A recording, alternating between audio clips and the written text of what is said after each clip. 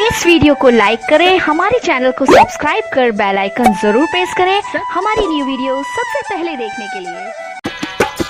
कान के बाली किन के न गलही, होठ के लाली किन के न गलही, कलही खूबे बहाना रे, फिर कलही खूबे बहाना रे। जोरे कोरिया तू मर्दावा खाल न देबो खाना रे, जोरे कोरिया तू मर्दावा खाल न देबो खाना रे। Mix by Bhatt Das, Janakpur Dhanusha Nepal. Mix by Bhatt Das, Janakpur Dhanusha Nepal. हमर मानक धनी, बात हमर मानक धनी, अइले एहन जमाना गे, हेगे अइले एहन जमाना गे। पैसा कौड़ी नहीं छौ घर में, नहीं छौ घर में खाना गे।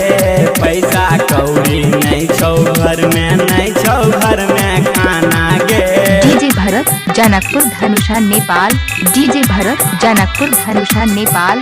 डीजे भरत, जनकपुर धनुषा नेपाल। डीजे भरत, जनकपुर धनुषा नेपाल। जोड़े मुनसा कर जाले के जोड़े मुनसा, लई है बना के गहना रे, फिर लई है बना के गहना रे।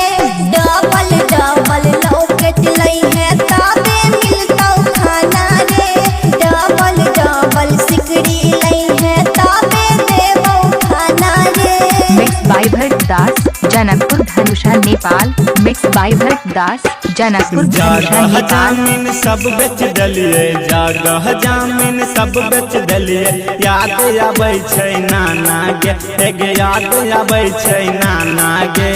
तोरे चलते हेगे मौगी गौआ मारै छै ताना गे, तोरे चलते हेगे मौगी गौआ मारै छै ताना गे। डीजे भरत, जनकपुर धनुषा नेपाल। डीजे भरत, जनकपुर धनुषा नेपाल। डीजे भरत, जनकपुर धनुषा नेपाल।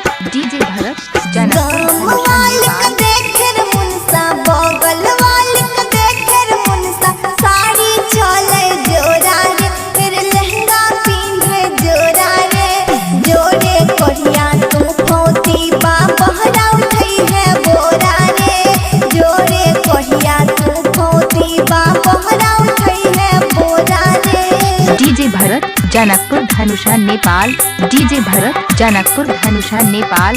डीजे भरत, जनकपुर धनुषा नेपाल।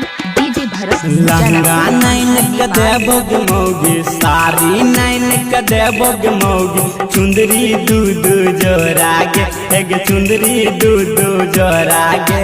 जल्दी दे दे खाना हमरा पैर पड़ै छियो तोरा गे, जल्दी दे दे खाइ ले हमरा पैर पड़ै छियो तोरा गे।